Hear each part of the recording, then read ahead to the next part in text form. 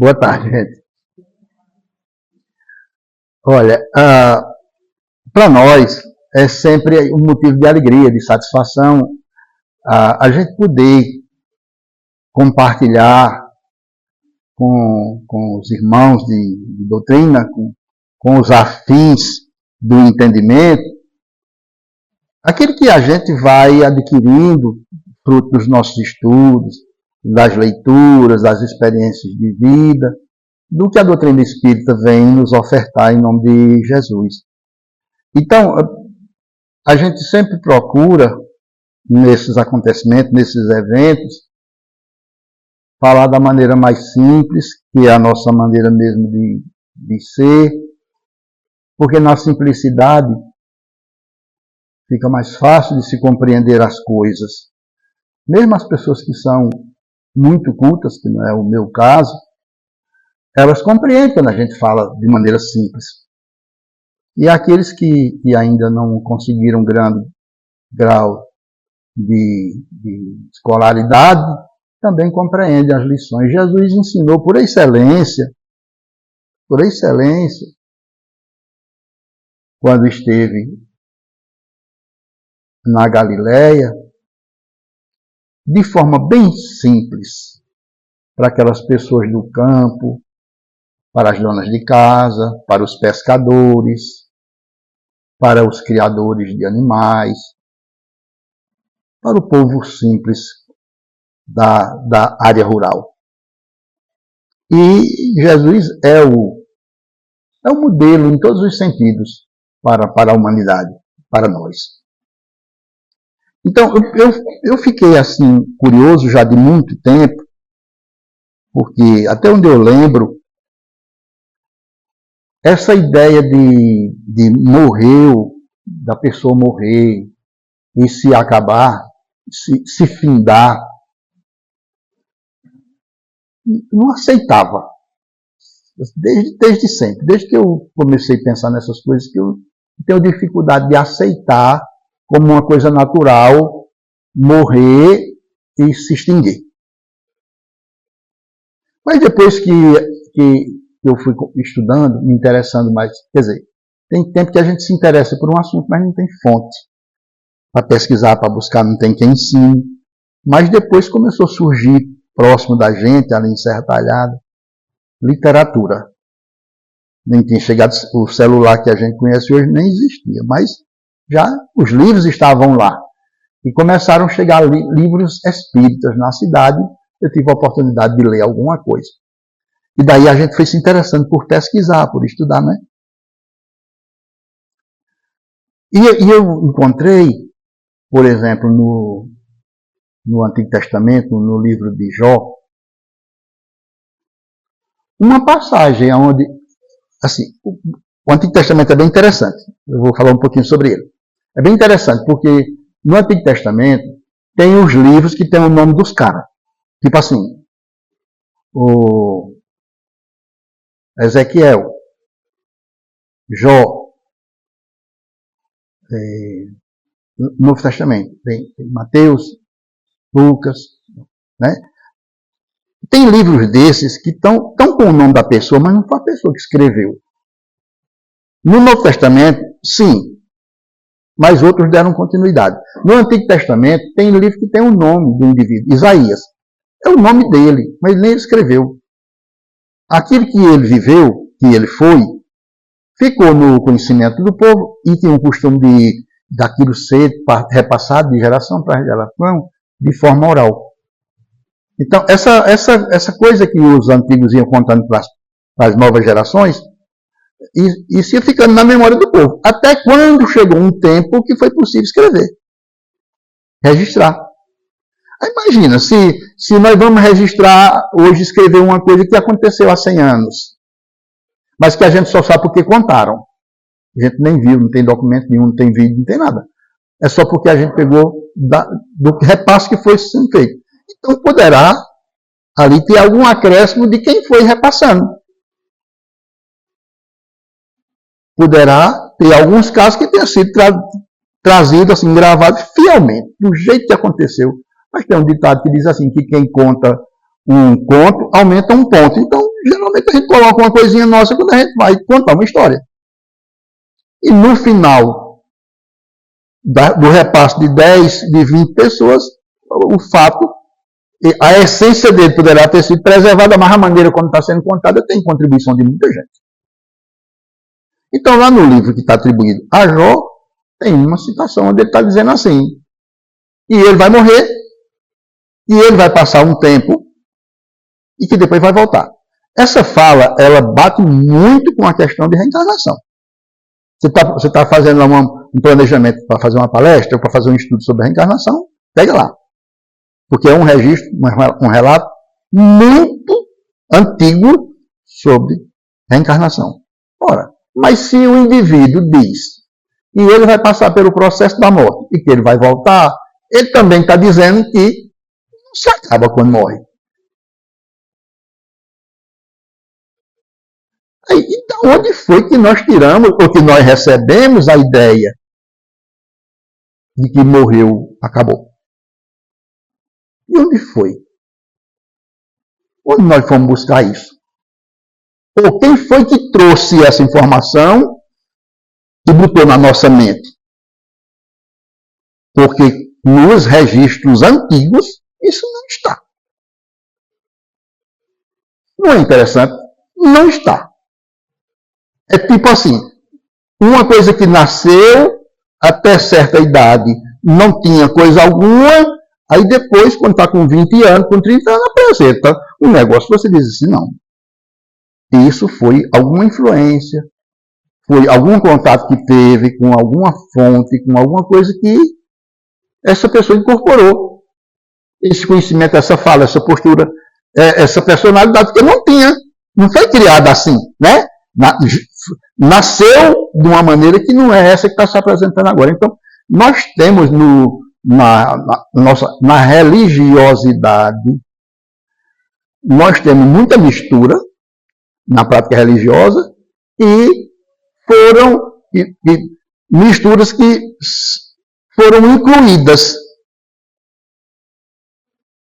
Tem coisas que até um dia desses a gente defendia com unhas e dentes, como diz no popular, com unhas e dentes, e era certa. E hoje a gente está vendo que não é, a gente está revendo os conceitos. Por quê?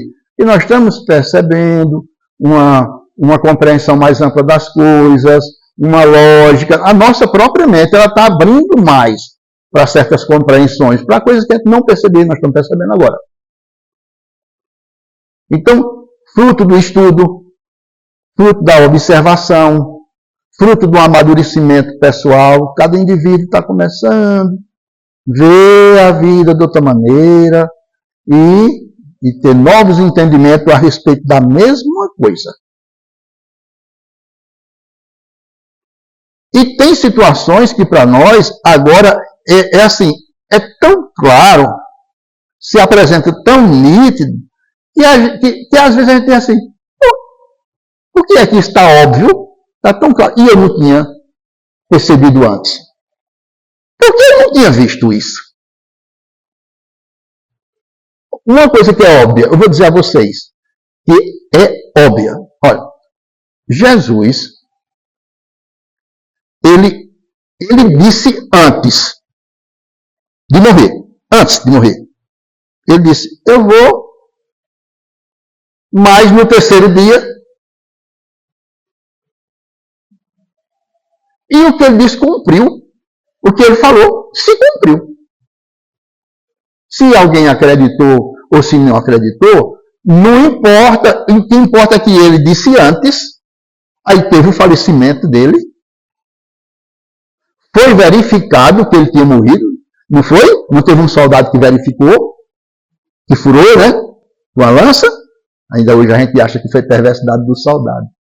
Mas se a gente for estudar a história romana, do contexto histórico romano, do período que Jesus viveu ali, como era a legislação, qual era a obrigação dos soldados, qual era a penalidade que um soldado recebia se descumprisse uma ordem. Aí, entende assim? Código Penal Romano. Se a gente for... Não é assim para se se tornar um especialista no direito romano, mas assim, se você for ler, só para tomar um conhecimento, como era, aí você vai ver como era. Então, os caras que eram sentenciados à morte, né, tinha outras penalidades, mas tinha os indivíduos que eram pena de morte. Aí tinha a pena de morte de diversas coisas, diversos métodos. E tinha a pena de morte por cruz, que era a pena de morte mais abjeta, sabe? Aquela que se emprega a pessoa mais desprezível. Por exemplo, um ladrão. Um ladrão para um judeu é uma pessoa desprezível. Ainda hoje tem lugares que se o cabo roubou, a pena é decepar a mão. Roubou de novo, decepa um pé.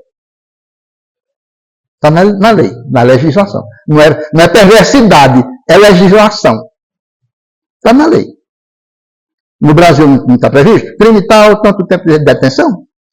Não está previsto. Aí o cara vai fazer. Se for pego, aplica a lei. Então, lá não tem detenção. Para certos casos, é cortar, é amputar. Cortou. Então, Jesus, pena. Para quem cometeu o crime de roubo, foi pego roubando, teve comprovação, crucificação.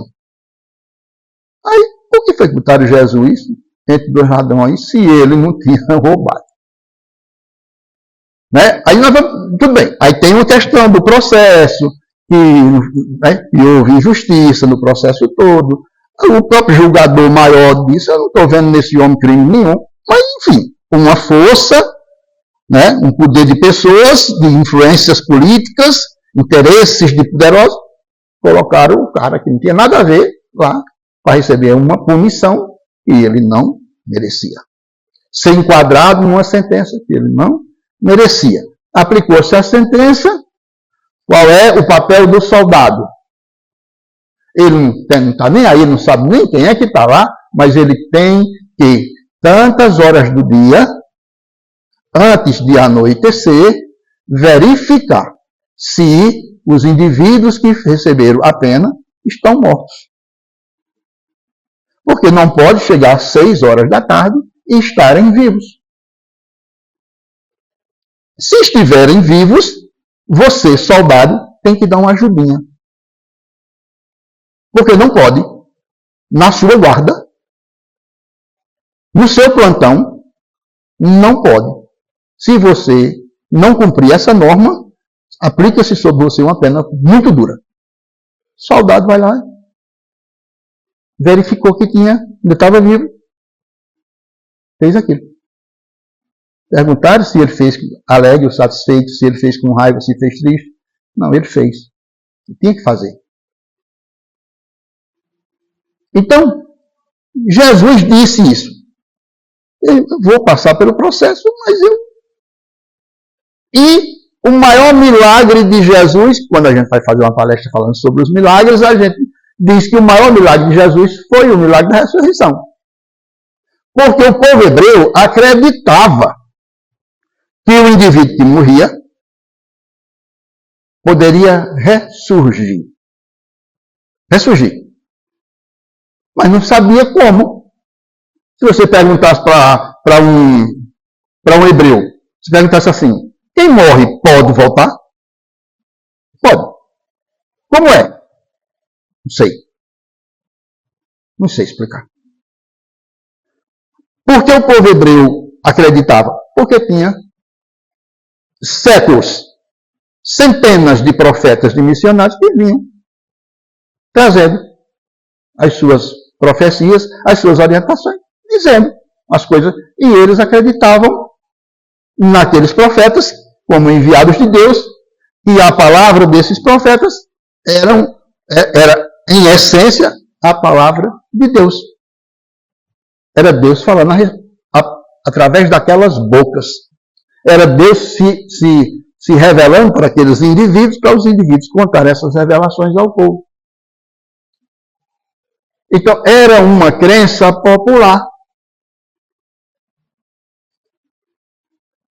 E da onde foi que surgiu essa coisa de morrer e findar-se e acabar-se?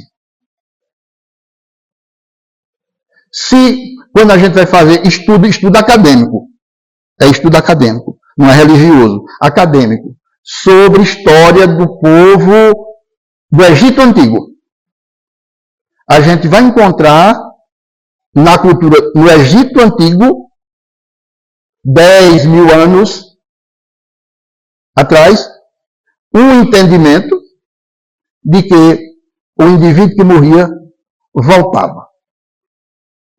Daí os faraós e os que viviam no entorno dos faraós, que tinham algum poder, né? Porque sempre teve aquela classe que era a classe que comandava e uma que estava no entorno, né? Que era a que bajulava, a que recebia o benefício, sempre teve isso, aquela classe bem próxima da que comanda. Esses que tinham condição de dinheiro e de poder, esses faziam um processo de mumificação. Eles extraíam, hoje já tem um tempo, né? Já tem um tempo que se faz isso com a preparação de cadáveres, né? Quando uma pessoa falece e o corpo precisa esperar mais um tempo, porque tem familiar que mora longe, que precisa aguardar, né? Então prepara o corpo, não é assim? Prepara o corpo. Até um tempo desse se usava muito formol, agora já tem outras substâncias que são utilizadas para que preserve o corpo, que o corpo possa esperar um pouco mais de tempo sem se decompor, sem apodrecer, né? Sem feder, sem se decompor. Pois bem, no Antigo Egito, dessa média de 10 mil anos para trás, já tem essa coisa. Eles faziam um processo de retirada das vísceras, dessa parte do cérebro, sabe? Tinha um processo que era feito para extrair essas partes que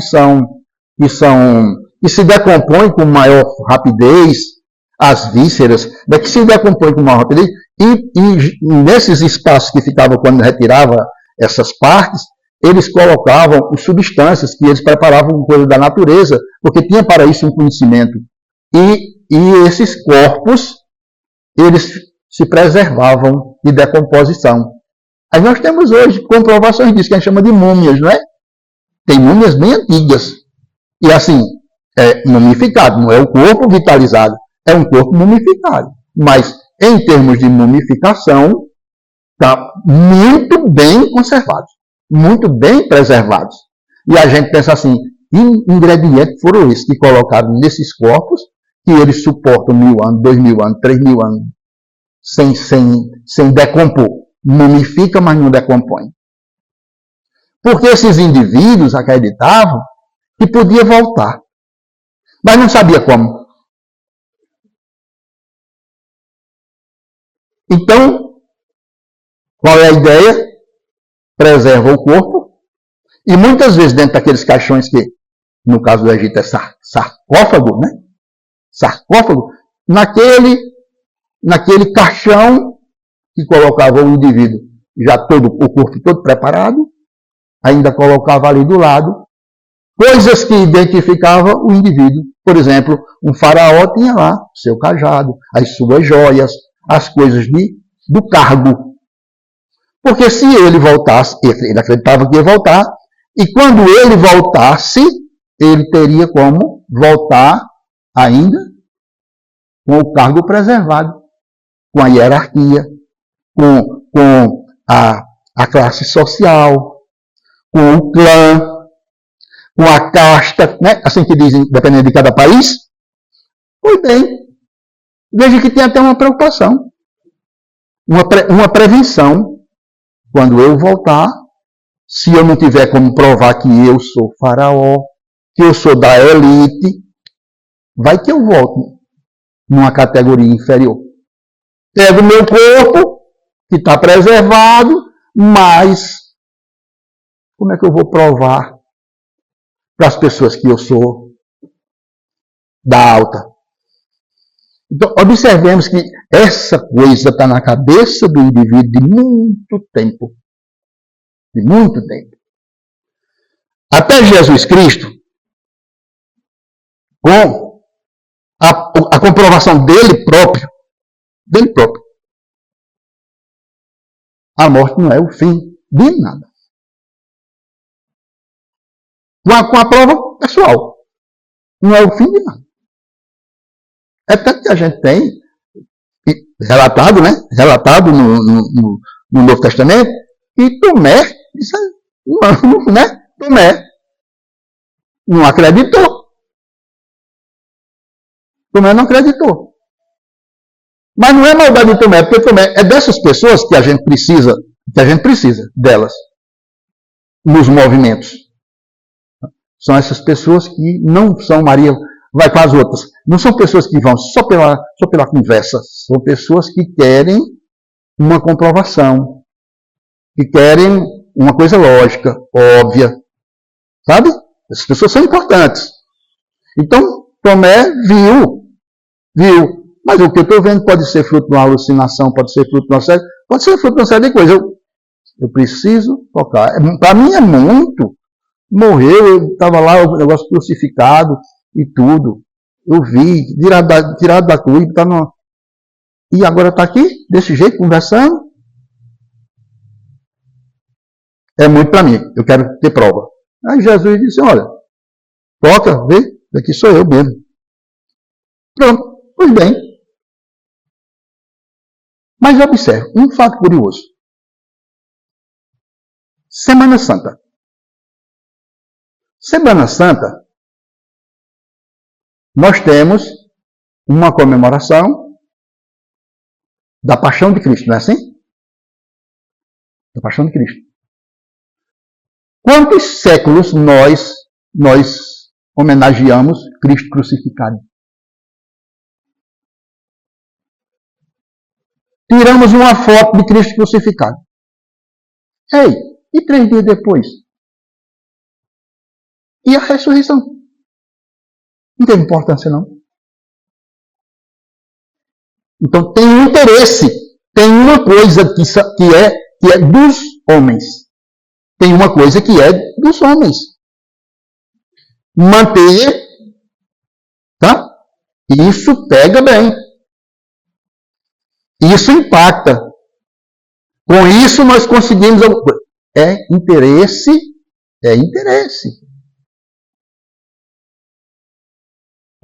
Os encarnados, os seres humanos, muitas vezes, na maioria dos casos, trabalham, fazem coisas extraordinárias, visando seu próprio interesse, o seu próprio benefício. O benefício de uma coisa que você defende. O benefício de uma causa que você abraça. O benefício do movimento que você criou. Muitas vezes, faz-se uma propaganda muito grande, movimenta-se valores para conseguir adeptos, apoiadores para uma coisa que é sua. Que é de um grupo de 10 pessoas, que é de um grupo de 100 pessoas, que é um ideal de pessoas. E nem sempre esse ideal de pessoas está representando os ideais da espiritualidade. Os ideais divinos. Nem sempre. Então, depois do falecimento de Jesus, o cristianismo, ele vai permanecer fiel às suas origens até próximo de 300 anos. É muito tempo. Até próximo de 300 anos. Mas enquanto esses 300 anos vão se passar, enquanto essa fidelidade vai ser mantida, o que vai acontecer? Cristãos vão sendo queimados vivos, cristãos vão sendo jogados às feras, tá? Então tem mortandade absurdas. Absurdas. Quem é que pratica isso? Roma.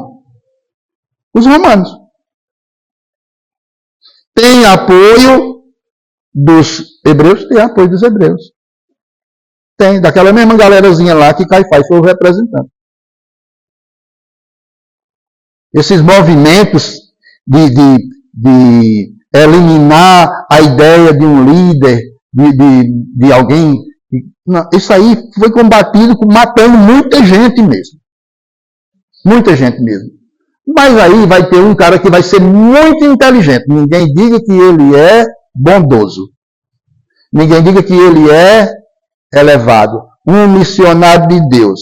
Não, ele é um cara estrategista muito inteligente. Ele vai ser um imperador romano. E ele vai analisar a seguinte coisa. Quanto mais a gente mata cristãos, mais essa coisa se fortalece. Quanto mais a gente mata seguidores desse indivíduo que foi crucificado, que é chamado Jesus, mais o nome dele cresce. Então, se eu não posso com o inimigo, eu me associo a ele. Aí faz uma proposta bem legal aos líderes, aos representantes das igrejas. Das igrejas por quê? Porque Paulo, apóstolo, tinha feito um trabalho, enquanto pôde andar, visitou muitas cidades, muitas comunidades. Em cada lugar desses ele, pela palavra, pela inspiração, pela grandeza do seu espírito, ele conseguiu formar ali, jogar umas sementes, e aqui foram formando pequenas células cristãs, do cristianismo primitivo, original, fiel. Esse povo vivia escondido, fazendo suas práticas escondidas. Se fosse pego, era tudo preso, morto. Aí sai aquela notícia muito agradável. O imperador está fazendo uma proposta para acabar com esse negócio de matar cristão. Não vai ter mais morte. A prática poderá ser livre, aberta. Não precisa mais ser escondida. De noite, no cemitério. Sabe? Não precisa mais. Pode ser em praça pública. Quer mais? Quer mais? O imperador disse que se a gente aceitar, ele se converte cristão. Aí a irmã é grande e o cego desconfia. Mas não desconfiaram. Aceitaram. E assim foi. Assim foi. Então, fizeram o acordo. Os líderes das coletividades cristãs fizeram o acordo. E a partir dali, o imperador romano, que fez a proposta, se elegeu líder da igreja. Líder do todo. Se converteu irmão cristão. Não mandou matar ninguém. Todo mundo agora tinha liberdade de expressão religiosa. Podia falar de Jesus tranquilamente. Relembrar as coisas. Era intocável, ninguém podia mexer, porque o irmão mais poderoso, o mais poderoso, era irmão. Só que o romano começou a introduzir coisas pessoais, coisas da sua cultura, na prática religiosa do cristianismo primitivo. Aí entrou o quê? Ritual. Entrou ritualística.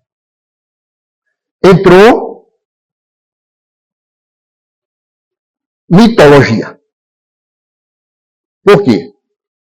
Porque o romano, ele acreditava em deuses. Ele tinha cerimoniais para os deuses. Então, quando falecia um romano, por exemplo, faleceu o chefe de uma família, lá, o dono da casa, faleceu.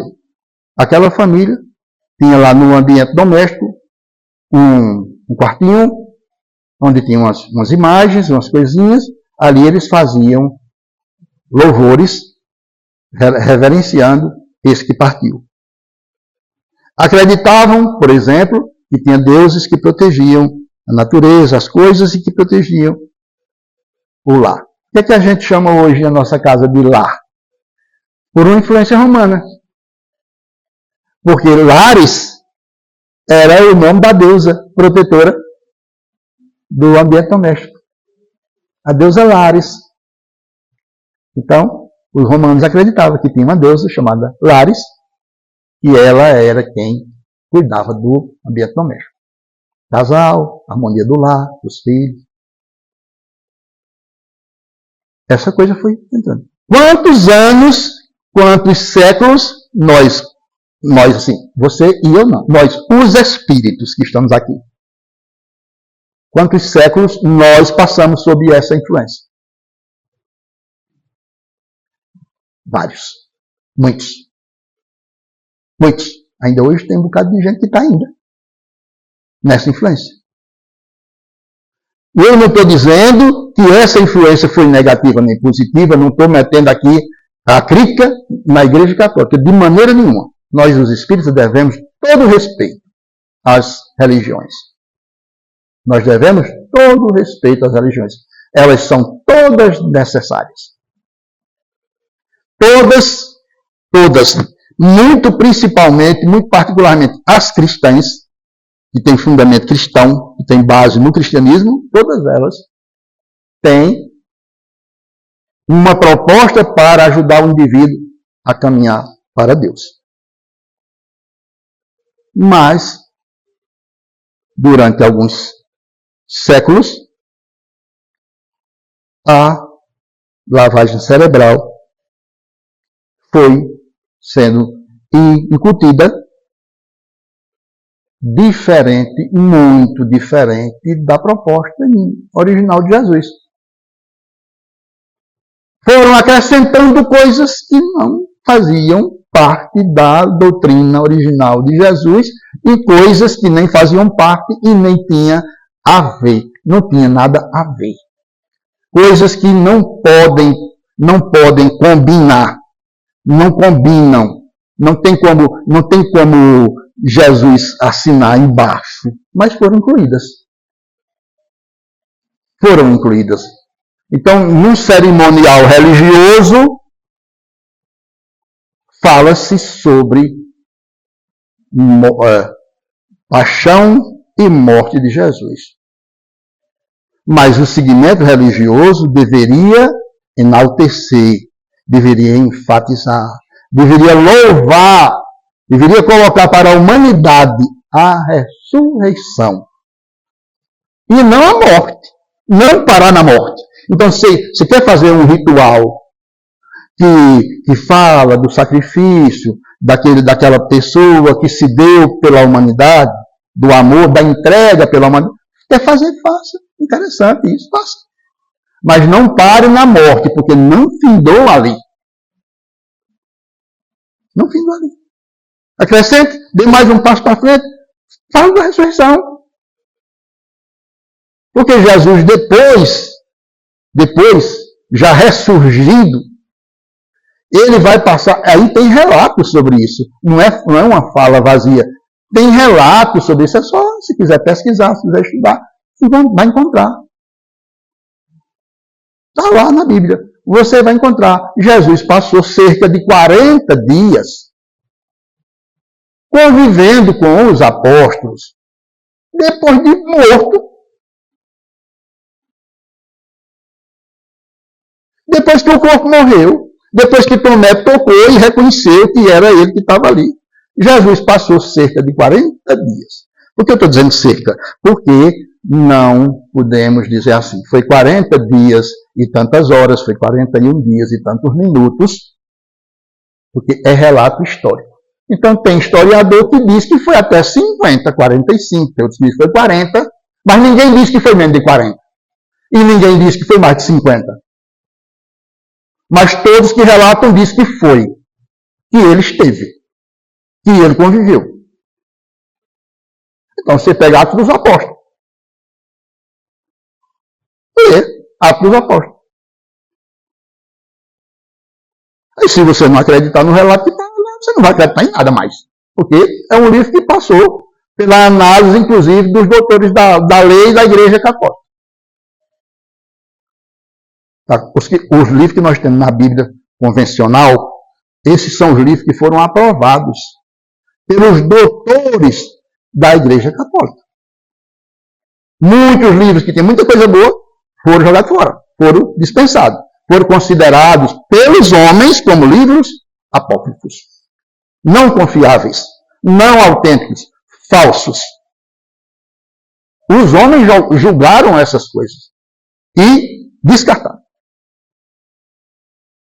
Mas os que foram aprovados, tem lá o relato dizendo o que aconteceu. Então, como é que o indivíduo morre, ressurge, convive com as pessoas, materializa? Nós, no movimento espírita, nós já podemos utilizar essa palavra, né? O espírito materializou-se, conviveu com as pessoas, deu instruções, e quando anunciou que ia embora, aconteceu e foi embora.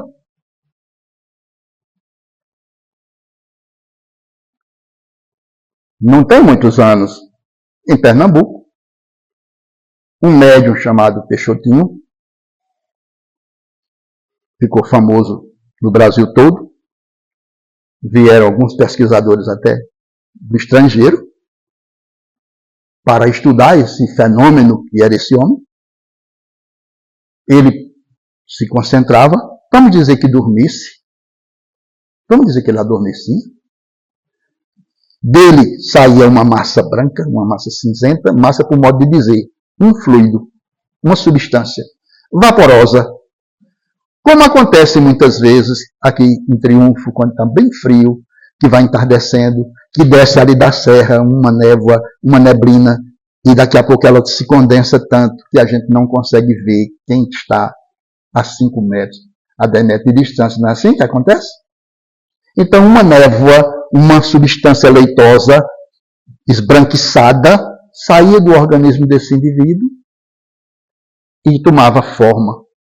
E tomava uma forma, uma feição, uma fisionomia, uma forma de pessoa, de gente.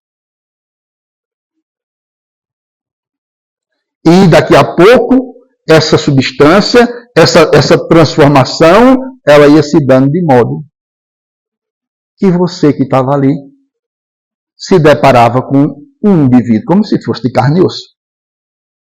Um espírito materializado. E esse espírito materializado conversava com as pessoas, dava instruções, conforme seja, conforme fosse a capacidade dele, a especialidade dele, o conhecimento que ele tinha. Não vinha para fazer brincadeira, vinha para fazer tratamento. Então tinha deles que eram especialistas em medicina espiritual, eles vinham e atendiam os enfermos, muitas vezes fazendo um tratamento que a gente nem conhecia aqui na Terra, não convencional, e as pessoas ficavam boas. Outras vezes, receitando um medicamento que existia nas farmácias para a pessoa comprar. Esse tratamento era feito em Pernambuco, e Peixotinho começou a assim, ser visitado, era lotado. Quando a notícia se espalhou, vinha gente de tudo quanto era canto para lá. Os espíritos materializavam. Uma filha dele, eu nem sei se ela está encarnada, porque quando ela fez esse documentário que eu vou falar agora, ela já estava madura. Ela já não era mais uma menina. Ela disse assim, olha, era como, na casa da gente, a materialização dos espíritos ficou uma coisa tão comum, tão da rotina, que o espírito fulano de tal materializava, ia lá para a cozinha, puxava uma cadeirinha assim, sentava lá, me botava na perna, né? Sentava no colo, me botava na perna. Tinha outro que ia fazer um chá, preparava um chá. Na casa da gente isso era tão comum. Quer dizer, mas não morreu. Mas não morreu. Então, observa, esse movimento foi permitido por décadas. Pernambuco. Quem quiser, só pegar aí, não.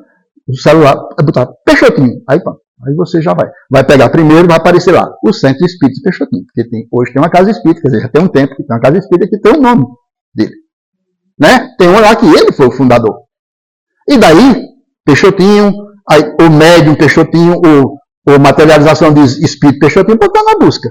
Você botar na busca, você vai ver o tanto de coisa que tem imagens. Porque muitas dessas coisas foram à época, com as câmeras aqui não tem, sabe? Nem pega nem o das de hoje, né? Mas registraram, tiraram as fotos. Então, assim, os espíritos são as almas dos homens que viveram na Terra. Essas almas se acabaram não. Elas podem voltar, têm voltado todo dia, constantemente. Estão aqui com a gente. Agora aí o palestrante já está dizendo besteira, né? Que assim, a gente olha e não vê. Mas se tiver, dentre nós, alguém que tenha o fluido suficiente para fornecer, todos nós temos. O fluido chama-se ectoplasma. Todos nós temos. Não tem nenhum ser vivente que não tenha. Agora, emanar esse fluido com as qualidades, com as propriedades, com a quantidade suficiente para que o espírito se envolva nessa substância e se materializa, aí é outra coisa. Aí, permissão espiritual para que isso aconteça. Aí também é outra coisa. Qual é a finalidade, qual é o objetivo? Para quê? Aí é outra coisa. E tudo isso é analisado pela espiritualidade para permitir que um fenômeno desse aconteça. Lá em Peixotinho, o que é que vocês podem compreender assim, no geral, desse movimento? Os espíritos materializavam só para tratar dos enfermos? Os espíritos podem tratar dos enfermos sem materializar? Não pode?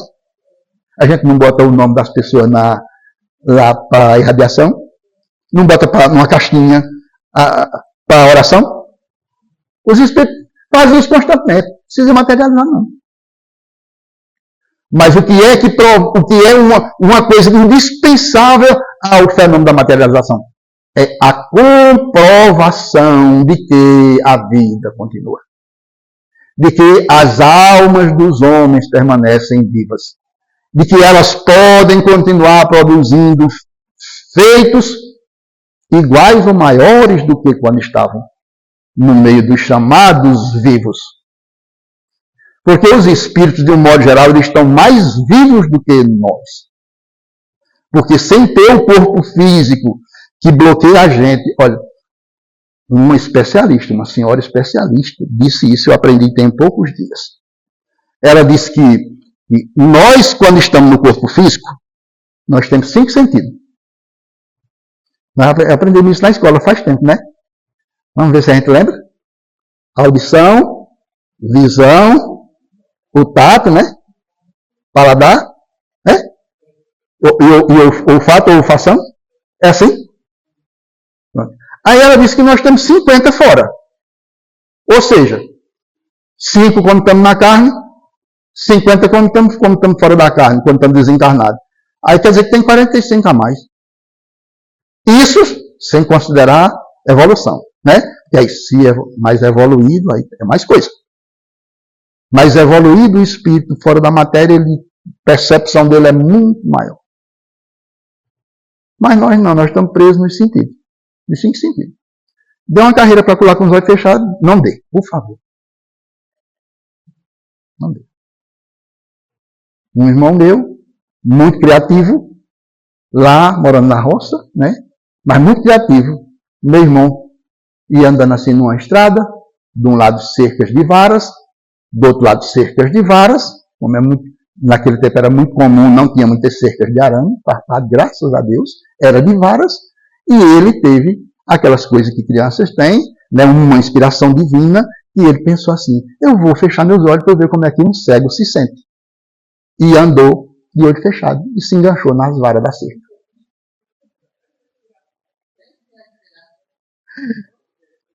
Né? Se enganchou nas varas da cerca. Além de se rasgar um pouco nas pontas das varas, que é aquelas cercas que faz com vara deitada, ainda rasgou a camisa e aí merecia uma surra quem rasgasse a camisa por um feito dessa grandeza, dessa natureza. A minha mãe não ia compreender, né? Que tinha sido um grande laboratório da imaginação do meu irmão. Ela não ia compreender. Ela ia compreender que a camisa que não era fácil de se adquirir, sacrifício, né, para comprar uma vez por ano na safra, se fosse boa, a roupinha dos meninos, meu irmão rasgado, uma ponta de vara fazendo essas coisas de... Entende como é? Então, assim,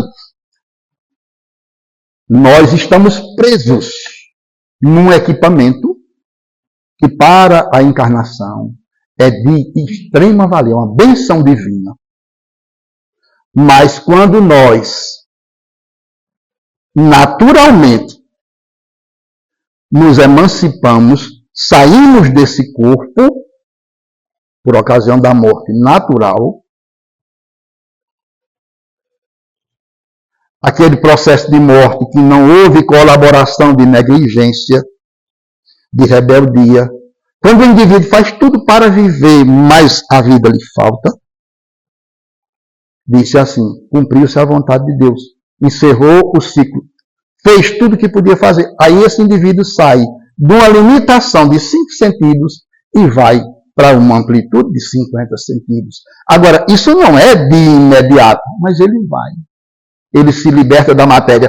Por isso que tem muitos espíritos que trazem instruções, que trazem psicografias, que a gente pode ver na literatura, por exemplo, por um excelente exemplo, na literatura que os espíritos permitiram, pela mão de Chico Xavier, chegar até nós, tem muitos relatos que os espíritos dizem assim, que se libertaram, que o processo morte, quando natural, é um processo de libertação. Tem espírito que faz até uma comparação, que eu achei extraordinária, mas que a gente não pode dizer a todo mundo, que é a seguinte: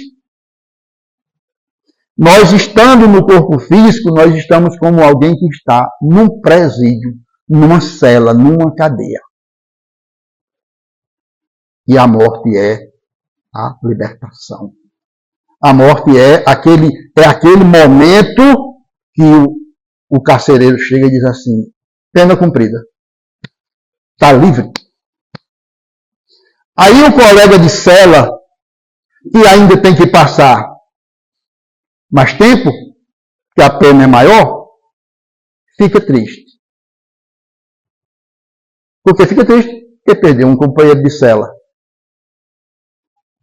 Porque talvez tenha que passar alguns anos, até também ele cumprir a pena e se encontrar com esse colega que saiu agora. Comparação é grosseira, mas é real. Então, a gente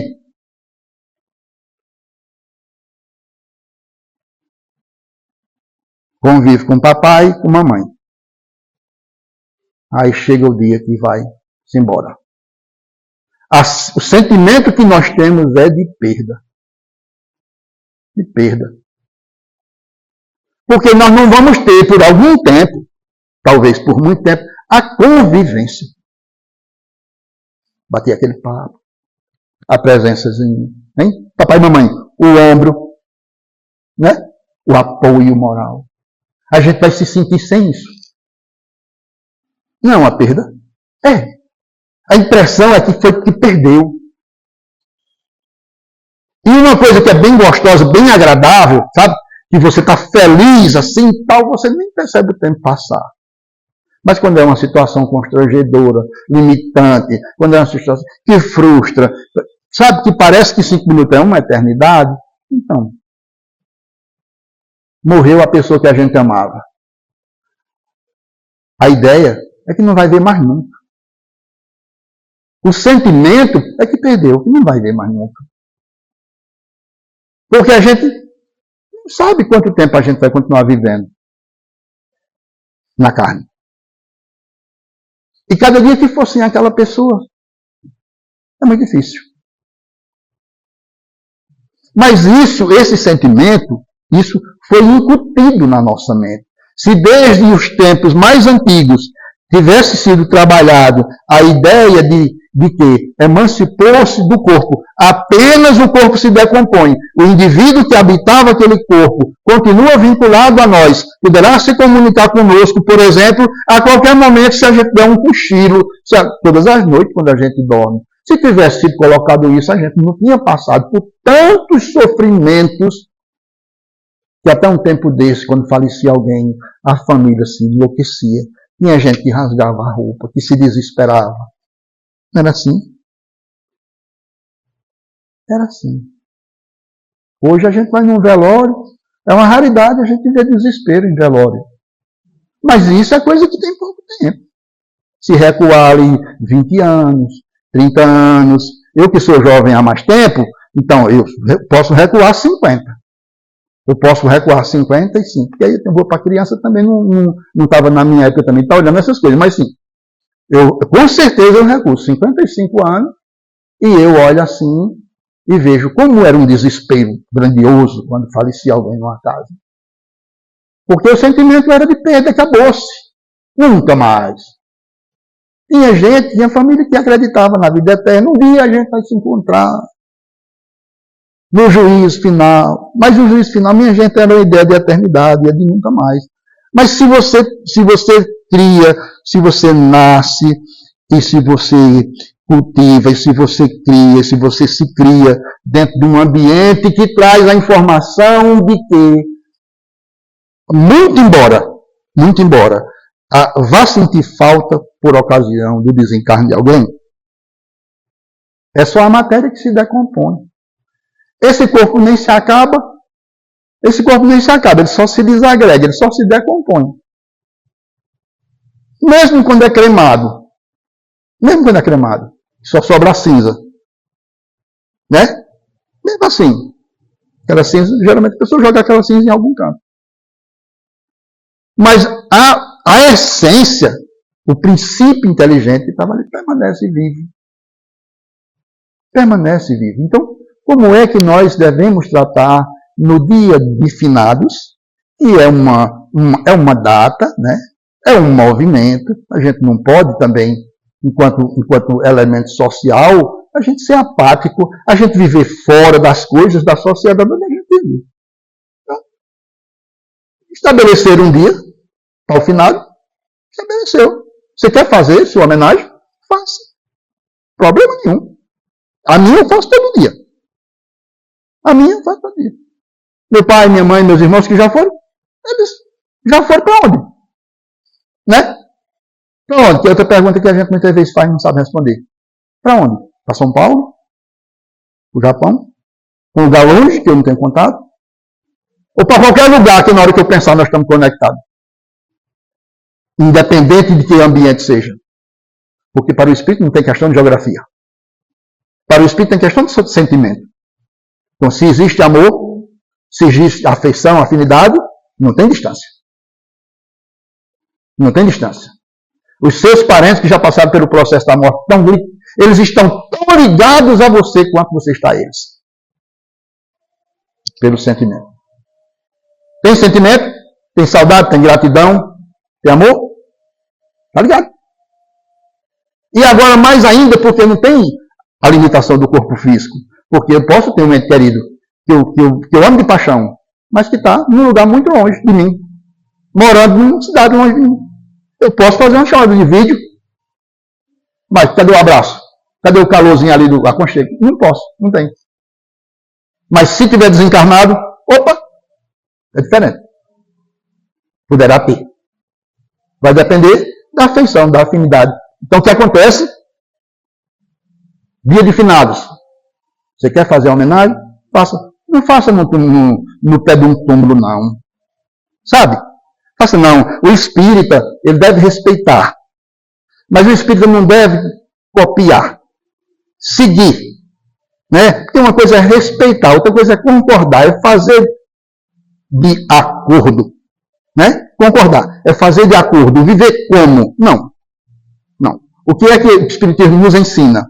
Essas pessoas que nos são caras, essas almas que são vinculadas a nós pelo sentimento do amor, continuam vivas, muito vivas.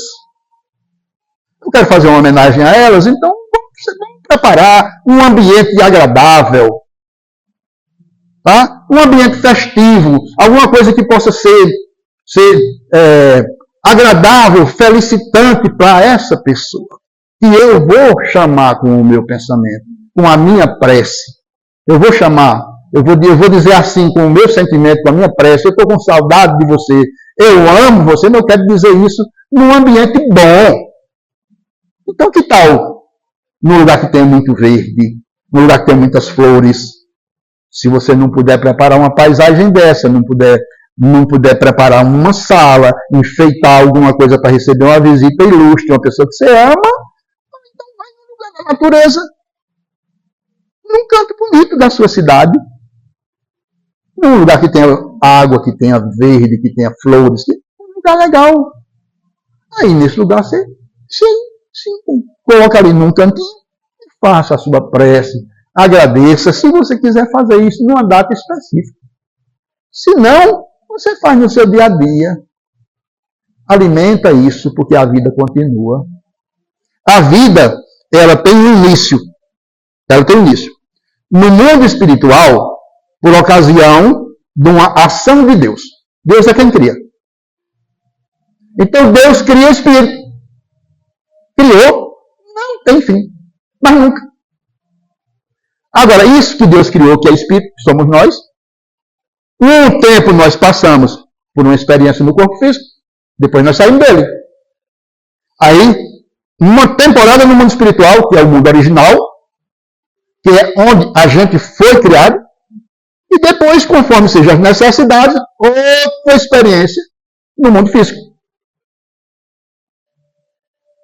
Para uma experiência no mundo físico, ora, você vai mergulhar no mar. Em profundidade, você precisa de uma roupa especial. Não precisa? De uns balões de oxigênio, de umas coisas? Porque vai mergulhar num ambiente que não é natural aos seus pulmões, você precisa adequar. Tem um equipamento para isso.